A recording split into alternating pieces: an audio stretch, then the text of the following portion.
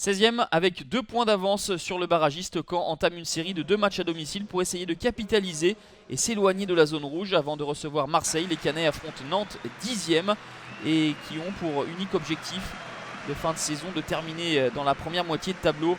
Les Malherbistes n'ont remporté aucun de leurs 6 derniers matchs, mais ont fait preuve de mental lors de la dernière journée en ramenant un point de Metz après avoir été menés à 2 reprises. C'est donc sur cet état d'esprit et sur ces vertus de combat que Garande veut s'appuyer pour voir ses hommes s'imposer de nouveau. Mais le début de rencontre sera plutôt à l'avantage des Canaries qui monopolisent le ballon dans la moitié de terrain de Caen. La frappe de Thomasson, vigilance de Rémi Vercoutre qui boxe ce ballon des 2 points. Les joueurs de Sergio Conceição sont mieux. Et cette belle entame va être validée par l'ouverture du score de Yacine Bamou à la 27e minute. Pas de position de hors-jeu pour le Marocain car c'est Da Silva qui remet en jeu l'attaquant nantais.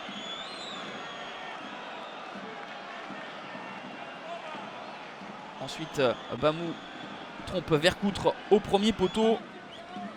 Yacine Bamou n'avait plus marqué depuis la fin janvier. C'est lui donc qui permet à Nantes de mener 1-0 puis 2-0 8 minutes plus tard à la 35e. Le doublé pour Yacine Bamou sur la 6e passe décisive de Léo Dubois.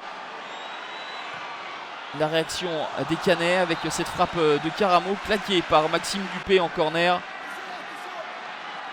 C'est l'une des rares opportunités des Malherbistes dans cette première période. 2-0 pour Nantes à la pause. La bronca de Dornano pour accompagner les Canets au vestiaire. Nakoulma suspendu. C'est Yacine Bamou qui a pris le relais en inscrivant un doublé. Nantes va devoir tenir. Les Canaries ont toujours encaissé un but lors de leurs 13 derniers matchs. Le dernier clean sheet remonte au match aller face à Caen.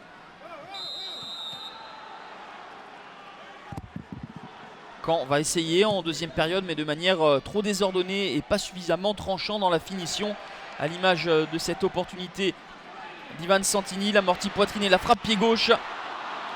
L'intervention décisive de Maxime Dupé.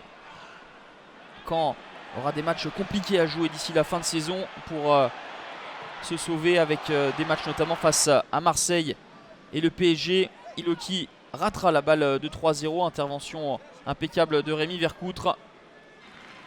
Le masque sur les visages des supporters canets car leur équipe ne va pas avoir les ressources nécessaires pour réagir.